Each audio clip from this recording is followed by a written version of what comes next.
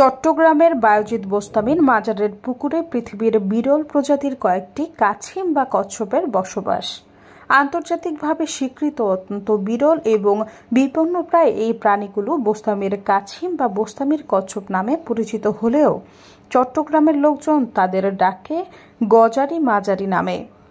বৈজ্ঞানিকভাবে এদের কালো নরম খোলের কচ্ছপ হিসেবে আখ্যায়িত করা হয়ে থাকে। এদের বৈজ্ঞানিক নাম হল অ্যাসপিডেরেটিস নিগ্রিকান। বায়োজিৎ বোস্তামি মাজারের মোতা আলী অ্যাডভোকেট খোরশেদ আলম বলেন, পৃথিবীতে এই প্রজাতির কাছিম এখনো শুধু এখানেই টিকে আছে। কয়েকশো বছর ধরে এগুলো মাজারের পুকুরে বসবাস করে আসছে। অতীতে এদের পরিচর্যায় তেমন নজর দেওয়া না হলেও কয়েক বছর ধরে যথাযথভাবেই দেখাশোনা করা হচ্ছে।